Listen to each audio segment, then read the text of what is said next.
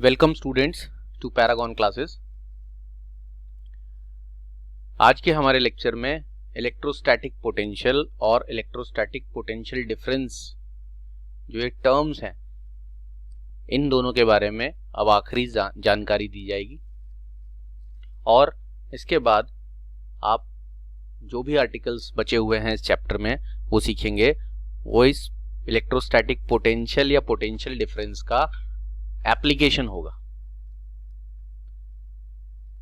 तो आखिरी जानकारी क्या है, उसके लिए मैंने सबसे पहले ऊपर देखते हैं, यहां पर लिखा हुआ है इलेक्ट्रोस्टैटिक पोटेंशियल क्या होता है। तो आपको लास्ट लेक्चर में बहुत डिटेल में बता दिया गया था। The electrostatic potential at a point is the work done पर unit test charge in moving it from infinity to that point against the electric field without acceleration। तो किसी भी पॉइंट पर, जैसे ये ए पॉइंट को अगर हम कंसीडर कर लें, यहां पर हमारा जो पोटेंशियल है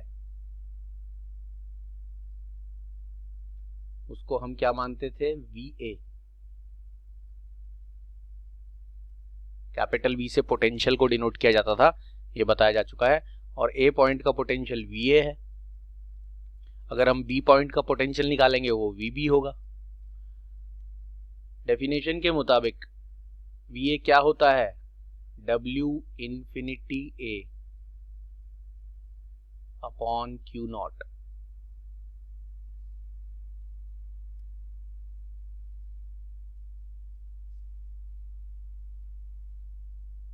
infinity W infinity upon Q naught, मतलब वर्क डन पर unit test charge in moving it from infinity to point A। जिस भी पॉइंट का पोटेंशियल पूछा है वहां तक। और हम इसका फॉर्मूला भी जानते हैं। फॉर्मूला आपको बताया था, डिराइव कर लिया था हमने, 1/4πε0 लिखना है। Q लिखना है वो चार्ज जिसकी वजह से इलेक्ट्रिक फील्ड बनी है, जिस इलेक्ट्रिक फील्ड के अगेंस्ट वर्क किया जाता है, यहाँ डायग्राम में दिखाया गया है। और डिवाइडेड बाय उस सोर्स चार्ज से उस पॉइंट तक का डिस्टेंस। ये जो सोर्स चार्ज है जहां रखा है वहां से ए पॉइंट तक का डिस्टेंस। ऐसे अगर आपको VB पूछा जाए तो आप W infinity B upon Q naught लिखोगे, is equal to 1/4πε0 Q upon RB। B point पर पोटेंशियल निकालने के लिए, ये पोटेंशियल इसकी वजह से निकाला जा रहा है, बी पॉइंट पर पोटेंशियल निकालने के लिए बी तक का डिस्टेंस देखना है। तो आपको सोर्स चार्ज जिसकी वजह से इलेक्ट्रिक फील्ड बनी है, जिस इलेक्ट्रिक फील्ड के अगेंस्ट वर्क हो रहा है, वो सोर्स चार्ज, और उस सोर्स चार्ज से उस पॉइंट तक का डिस्टेंस। ये बातें आपको बता दी थी, लेकिन आखिरी इंपॉर्टेंट बात, दो इंपॉर्टेंट बातें अभी बताना बाकी है। उसके लिए मैं ये फिलहाल फॉर्मूला हटा देता हूं, ये हमें अभी फिलहाल इसकी जरूरत नहीं है। जब भी हम कोई फिजिकल क्वांटिटी पढ़ते हैं तो उसके बारे में मेनली चार चीजें पढ़ते हैं। पहली चीज उसका डेफिनेशन मतलब उसका एक्सप्लेनेशन। इसका एक्सप्लेनेशन करने में हमें ज्यादा समय इसलिए लगा है क्योंकि इसके लिए आपको बहुत सारी बैकग्राउंड पढ़ानी पड़ी।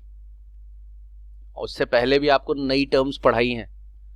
कूलम्स लॉ वाले चैप्टर में फोर्स, चार्जेस के बीच में लगने वाली फोर्स पढ़ाई है, वो डायरेक्टली पढ़ाई जा सकती है। फिर सेकंड चैप्टर में आपको चार्ज के चारों तरफ बनने वाली इलेक्ट्रिक फील्ड के बारे में पढ़ाया, वो भी डायरेक्टली पढ़ा दिया गया था कि इलेक्ट्रिक फील्ड क्या होता है। फिर आपको इलेक्ट्रिक फ्लक्स पढ़ाया, जिस टॉपिक पर, इलेक्ट्रिक फ्लक्स पर आपकी गॉस थ्योरम बेस्ड है।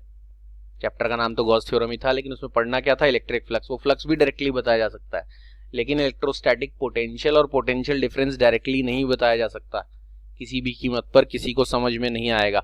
जो इन बच्चों को समझ में आ चुका है वो इसीलिए आया है क्योंकि उन्होंने इतनी पुरानी बैकग्राउंड, लंबी कहानी 11th क्लास से लेके अब तक की सुनी है।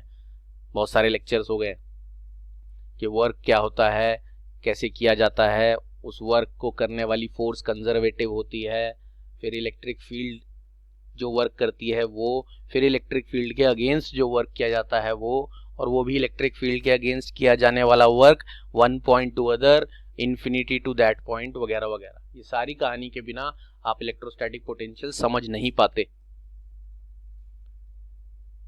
तो अगर बच्चों को समझ के पढ़ना है तो ये सारी कहानी पढ़ना जरूरी होता है। इसीलिए जिनको समझ में आया है तो उसका मेन रीजन यही है कि ये लंबी कहानी ना होती तो डायरेक्टली इलेक्ट्रोस्टैटिक पोटेंशियल ना दुनिया में कोई समझ सकता है ना समझा सकता है। खैर, हम अपने इलेक्ट्रोस्टैटिक पोटेंशियल को अब समझ चुके हैं, तो हम डेफिनेशन जानते हैं, क्योंकि मैंने बताया कोई भी टर्म, फिजिकल क्वांटिटी जब आप पढ़ते हो तो उसकी डेफिनेशन यानी उसका मतलब, फिर उसका फॉर्मूला भी आप जानते हो, डिराइव करवा दिया गया। फिर दो बातें और आपको जाननी जरूरी हैं। पहली बात, वो क्वांटिटी स्केलर है या वेक्टर है, क्योंकि जब तक आप ये नहीं जानोगे कि क्वांटिटी स्केलर है या वेक्टर, तब तक आप उसके आगे उसके एडिशन, सब्ट्रैक्शन वगैरह वगैरह नहीं कर पाओगे। तो इससे पहले जब आपने कूलम्ब्स लॉ से फोर्स निकालना सीखा था, तो फोर्स एक वेक्टर क्वांटिटी होती है, सबको पता है, 11th क्लास से ही बताया। वेक्टर वो जिनमें मैग्नीट्यूड के साथ साथ डायरेक्शन भी होता है। सेकेंड चैप्टर आपने इलेक्ट्रिक फील्ड भी वेक्टर क्वांटिटी होती है, उसका डायरेक्शन होता है away from the positive charge towards the negative charge. उसके बाद आपने इलेक्ट्रिक फ्लक्स पढ़ा, वो एक स्केलर क्वांटिटी होती है। क्यों, कैसे, उसके लिए आप इलेक्ट्रिक फ्लक्स के वीडियोस में जाकर देख सकते हैं। अब बारी आती है पोटेंशियल की। पोटेंशियल के बारे में बाकी सारी बातें आपने पढ़ ली, दो बातें नहीं पढ़ी। पहली जो हम पढ़ने जा रहे हैं कि वो स्केलर है या वेक्टर, कैसे पता चलेगा। हम इस फॉर्मूले को गौर से अगर देखें, पोटेंशियल का फॉर्मूला है, ये पोटेंशियल का सिंबल है और वो वर्क डन पर यूनिट टेस्ट चार्ज है, और उसको सॉल्व करके जो आता है वो भी मैंने यहाँ लिखा था, जिसको मैंने हटा दिया। लेकिन असली में पोटेंशियल का डेफिनेशन के मुताबिक फॉर्मूला ये है, वो एक्सप्रेशन है जिससे आप उसकी वैल्यू फाइंड आउट करते हो। कभी भी आपको पोटेंशियल बताना हो तो आप 1/4 pi epsilon not Q/R A ऐसे नहीं बोलोगे, आप बोलोगे it is the work done पर unit test charge in moving it from infinity to that point. तो जब आप पोटेंशियल का फॉर्मूला देखते हो तो ऊपर लिखा है वर्क एक स्केलर क्वांटिटी होती है, ये आप पहले से ही जानते हो, 11th क्लास से ही जानते हो, इस क्लास में भी बता दिया गया है, क्योंकि वर्क डॉट प्रोडक्ट होता है फोर्स और डिस्प्लेसमेंट का। और नीचे लिखा है चार्ज, ये चार्ज भी स्केलर क्वांटिटी होती है, ये आपको इसी क्लास में पढ़ाया गया था, इसी क्लास के फर्स्ट चैप्टर में। Electric charge is a scalar quantity.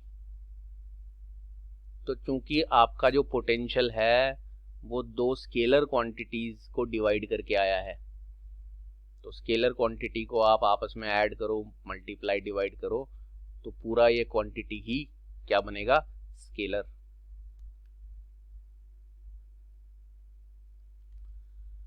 और स्केलर होने का मतलब ये है कि इलेक्ट्रोस्टैटिक पोटेंशियल में सिर्फ वैल्यू यानी मैग्नीट्यूड होता है, डायरेक्शन नहीं होता। तो ये पहली जानकारी आपको पता होनी चाहिए, क्योंकि इस जानकारी की आगे जरूरत पड़ेगी कि electrostatic potential is a scalar quantity, और आपको विद रीजन बताया है। कोई ये भी पूछ ले अगर आपसे कि सवाल जवाब में ओरली नॉलेज टेस्ट करने के लिए कि इलेक्ट्रोस्टैटिक पोटेंशियल स्केलर है या वेक्टर, आप बोलेगे स्केलर, वो बोलेगा क्यों, तो आप बोलोगे because electrostatic potential is the work done पर यूनिट टेस्ट चार्ज, और वर्क भी स्केलर है और डिवाइडेड बाय टेस्ट चार्ज, वो भी चार्ज टेस्ट हो या कैसा भी हो स्केलर होता है। तो क्योंकि दो स्केलर क्वांटिटीज का डिवीजन आता है इसलिए वो स्केलर है।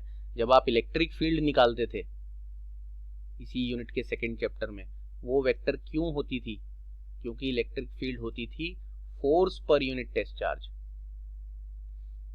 तो फोर्स एक वेक्टर क्वांटिटी है, और वेक्टर को अगर आप स्केलर से डिवाइड करोगे तो आंसर वेक्टर ही आएगा। इसलिए इलेक्ट्रिक फील्ड वेक्टर क्वांटिटी होती थी, क्योंकि आपको इन फॉर्मूलों से पता चल जाता है कि स्केलर है या वेक्टर।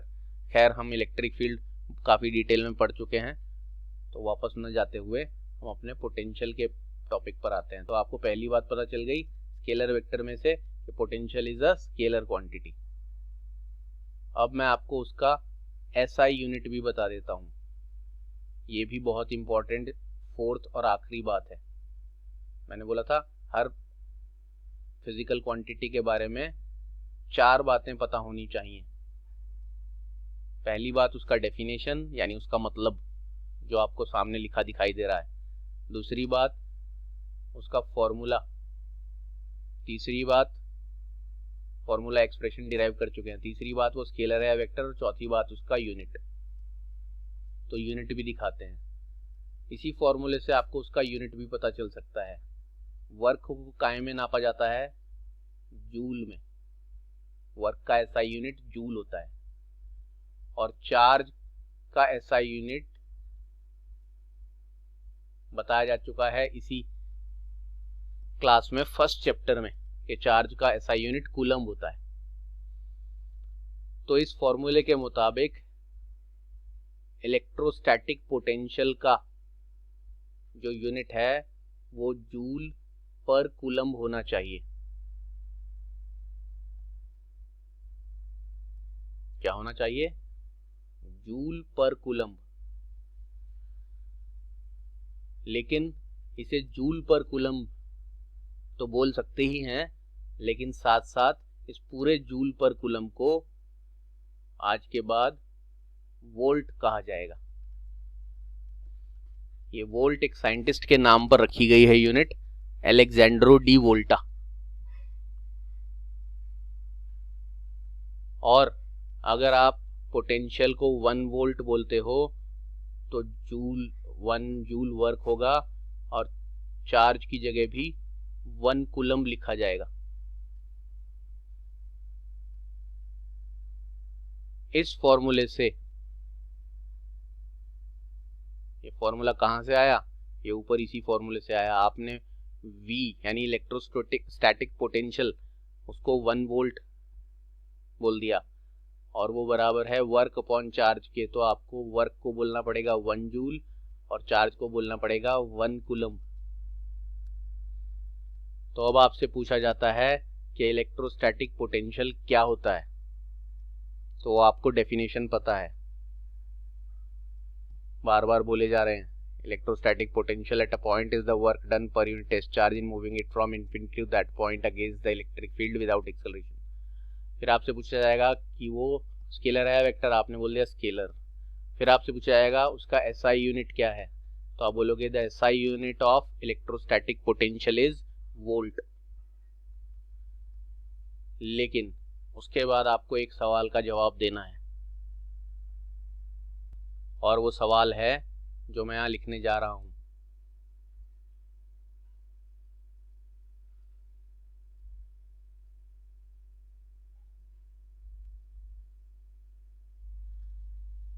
इस क्वेश्चन का आपको आंसर अगर देना पड़े तो आप क्या लिखोगे? फॉर्मूला क्या है आपका? 1 volt is equal to 1 joule upon 1 coulomb. और ये कहां से आया है? V किसी पॉइंट के पोटेंशियल को कह सकते हो। ए पॉइंट का पोटेंशियल है तो VA। फॉर्मूला था W infinity A upon Q not. Work के लिए आपने जूल लिख दिया, चार्ज के लिए कूलम्ब लिख दिया। तो आप लिखोगे the electrostatic potential at a point is said to be 1 volt. The electrostatic potential at a point is said to be 1 volt if 1 joule of work is done in moving a charge of 1 coulomb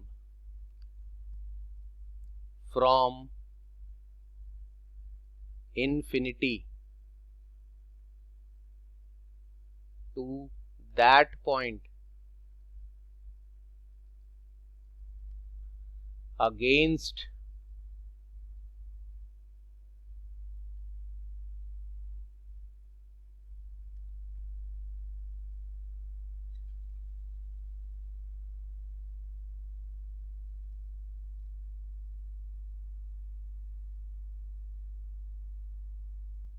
against the electric field without acceleration. मैंने बताया था without acceleration इसलिए बोलते हैं कि test charge को या 1 coulomb charge को जब ला रहे होते हैं अगेंस्ट द इलेक्ट्रिक फील्ड, तो ड्यूरिंग दैट मोशन उसकी स्पीड वेलोसिटी जिसको बोलते हैं कांस्टेंट होनी चाहिए। तो ये डेफिनेशन, इस फॉर्मूले को देखें तो आपको याद करने की जरूरत ही नहीं पड़ेगी। क्या बोलता है आसान भाषा में? The electrostatic potential at a point is said to be 1 volt. कि किसी पॉइंट का इलेक्ट्रोस्टैटिक पोटेंशियल 1 वोल्ट कहा जाएगा।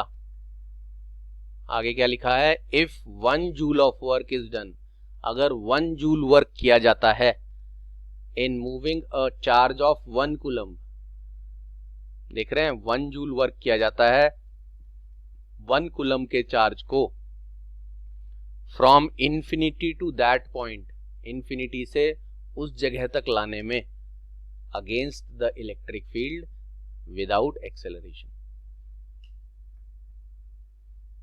तो ये आपका 1 वोल्ट किसी जगह पोटेंशियल क्या होता है उसका डेफिनेशन हो गया। समझ में तो आ ही गया है और इसे याद भी रखना है, क्योंकि शॉर्ट आंसर क्वेश्चन में डिफाइन 1 वोल्ट पूछ लिया जाता है।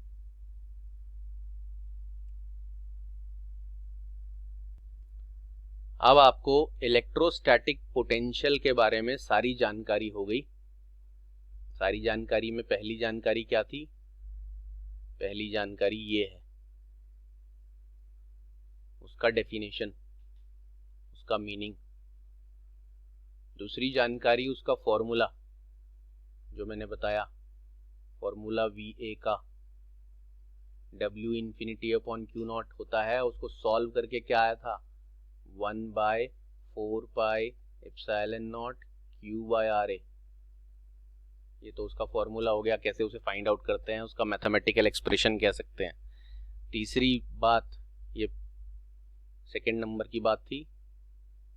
तीसरी बात कि इलेक्ट्रोस्टैटिक पोटेंशियल एक स्केलर क्वांटिटी है। और चौथी बात, उसका SI यूनिट वोल्ट होता है और 1 वोल्ट को डिफाइन भी करना हमने सीख लिया है। आखिरी बार, इस क्लास में आखिरी बार बोल सकते हैं, the electrostatic potential at a point is said to be 1 volt if 1 joule of work is done in moving a charge of 1 coulomb from infinity to that point against the electric field without acceleration। और मातृभाषा में इसका मतलब है कि किसी भी जगह का पोटेंशियल 1 वोल्ट होता है, इलेक्ट्रोस्टैटिक पोटेंशियल 1 वोल्ट होता है अगर 1 जूल वर्क किया जा रहा है 1 कूलम चार्ज को इन्फिनिटी से उस जगह तक लाने में against the electric field without acceleration. Electric field के अगेंस्ट माने उसके विपरीत, बिना एक्सेलरेशन के। अब आगे चलते हैं दूसरे पार्ट पर, इलेक्ट्रोस्टैटिक पोटेंशियल डिफरेंस। ये आपको पोटेंशियल से भी पहले पढ़ा दिया था और इसके लिए आपने ऐसा एक एक्सप्रेशन, फॉर्मूला जो भी कह सकते हैं, वो लिखा था। VA को A पॉइंट का पोटेंशियल बोला था। A पॉइंट पर जो पोटेंशियल होता है वो VA कहा गया था और B पॉइंट पर जो पोटेंशियल है वो VB कहा गया था। अब आपको VA और VB का मीनिंग ऊपर बताया जा चुका है। डिफरेंस क्या होता है? VB माइनस VA, दोनों के बीच का डिफरेंस इज द, बोला था, वर्क डन पर unit test charge in moving it from A to B against the electric field without acceleration. दोनों में एक ही फर्क है, देख रहे हैं? ये जो आप देख रहे हो WAB और यहाँ W इंफिनिटी है। डिफरेंस में एक जगह से दूसरी जगह ले जाया जाता है और खाली पोटेंशियल जब निकालते हैं तो इन्फिनिटी से उस जगह तक लाया जाता है। तो आपकी डेफिनेशन क्या थी? The electrostatic potential difference between 2 points is the work done per unit test charge in moving it from one point to the other against the electric field without acceleration। और इसको जब आपने सॉल्व किया था, जिसे मैं याद दिला दूं, negative of the line integral of electric field आया था E डॉट dl, और इसे हमने सॉल्व करके आपको आंसर बताया था। यही इसका फॉर्मूला भी कहलाएगा इसको फाइंड आउट करने का, 1/RB minus 1/RA। Final position जहां तक लाए हैं यानी B तक, वो पहले लिखी गई है माइनस इनिशियल पोजीशन। और जब इलेक्ट्रिक फील्ड वर्क करती थी वो done by the electric field, उसमें ये ऑर्डर चेंज होता था, बस इनिशियल माइनस फाइनल होता था। तो ये सारी जानकारी आपको दे दी गई। अब बची हुई जानकारी, जो मैंने क्या बोला था, 4 जानकारियां होनी चाहिए। तो पोटेंशियल के बारे में जो 4 जानकारियां हैं, पोटेंशियल डिफरेंस के बारे में भी वो 4 जानकारियां आपको पता चल गई। पहली जानकारी उसका डेफिनेशन जो यहाँ लिखा है, जो आपको बहुत बार बोल बोल के बता दिया है, दिमाग में फिट हो गया उनके जिन्होंने ध्यान से लेक्चर देखे हैं। मैं ही बोल बोल के पक गया हूं। अब उसके बाद ये उसका पूरा एक्सप्रेशन, फॉर्मूला वगैरह वगैरह, ये दूसरी जानकारी, ये भी आपको बता दी गई डिराइव करके बहुत बार। तीसरी जानकारी मैंने बताया कि वो स्केलर है या वेक्टर। तो जरा इसको देख लें, इतने पोर्शन को गौर से, कि चाहे पोटेंशियल हो या पोटेंशियल डिफरेंस हो, और इसको भी देख लें, इन दोनों बॉक्स में बंद दोनों को देखें। पोटेंशियल हो, ये पोटेंशियल है या पोटेंशियल डिफरेंस है, दोनों में से कुछ भी हो, वर्क अपॉन चार्ज है। बस फर्क इतना है, वो इन्फिनिटी से उस किसी पॉइंट तक का, ये A to B या एक पॉइंट से दूसरे पॉइंट।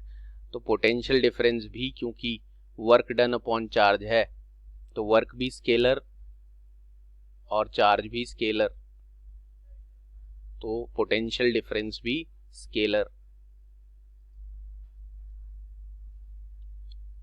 तो तीसरी जो जानकारी है वो आपको पता चल गई कि इलेक्ट्रोस्टैटिक पोटेंशियल डिफरेंस भी एक स्केलर क्वांटिटी होती है। रीजन सबको पता चली गया है। चौथी जानकारी उसका unit, potential difference between 2 points को भी वोल्ट में ही नापा जाता है। अलेक्जेंड्रो डी वोल्टा नाम के एक साइंटिस्ट हुए हैं जिनके नाम पर वोल्ट यूनिट बना है। जैसे न्यूटन के नाम पर फोर्स का यूनिट बना है, जॉय ऑगस्टीन डी कूलम के नाम पर चार्ज का यूनिट कूलम बना है, जॉर्ज साइमन ओम के नाम पर आपने ओम रेजिस्टेंस का यूनिट सुना होगा। तो ऐसे ही अलेक्जेंड्रो डी वोल्टा के नाम पर वोल्ट बना है। 1 volt is equal to 1 joule upon 1 coulomb ही होता है, क्योंकि पोटेंशियल डिफरेंस भी देख रहे हैं, ये पोटेंशियल डिफरेंस भी वर्क अपॉन चार्ज है। तो वर्क A to B हो या इन्फिनिटी A हो या कैसा भी वर्क हो, उसे हमेशा जूल्स में ही नापा जाता है, और नीचे चार्ज है उसे कूलम्स में ही नापा जाता है। तो इलेक्ट्रोस्टैटिक पोटेंशियल हो या पोटेंशियल डिफरेंस है, दोनों का ही यूनिट वोल्ट होता है। लेकिन जब आपको इस केस में 1 वोल्ट डिफाइन करना होगा तो कैसे करेंगे, वो मैं आपको दिखाता हूं।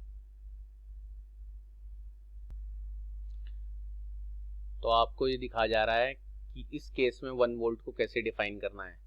तो मैं लिख देता हूं यहां पर VB माइनस VA, ये 2 पॉइंट्स के बीच का पोटेंशियल डिफरेंस है, जो कि WAB अपॉन Q0 है। और VB माइनस VA को भी 1 वोल्ट ही कहा जाता है, और इसे 1 जूल कहा जाता है, और इसे 1 कूलम कहा जाता है।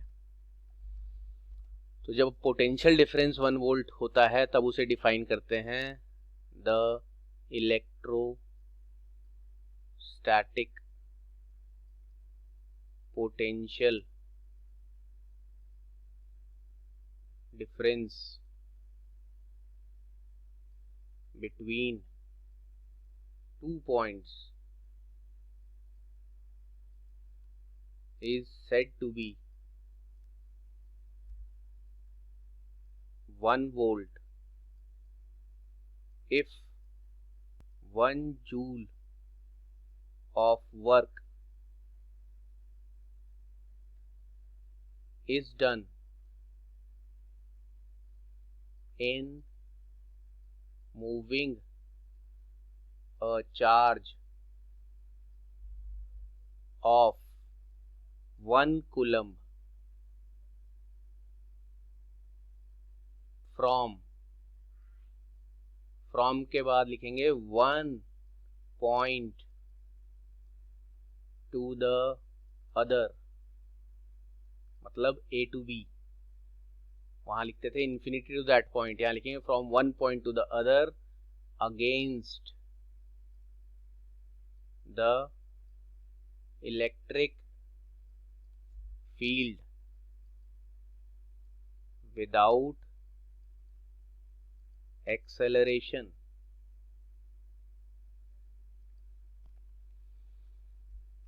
तो कोई डिफरेंस नहीं है ज्यादा, सिर्फ यहां इलेक्ट्रोस्टैटिक पोटेंशियल के बजाय डिफरेंस आ गया, पोटेंशियल डिफरेंस बिटवीन 2 पॉइंट्स।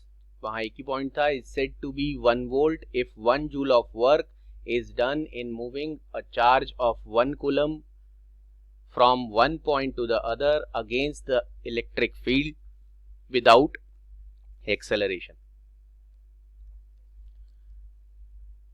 तो आपको सारी जानकारी मिल चुकी है किसके बारे में, इलेक्ट्रोस्टैटिक पोटेंशियल के बारे में भी और इलेक्ट्रोस्टैटिक पोटेंशियल डिफरेंस के बारे में।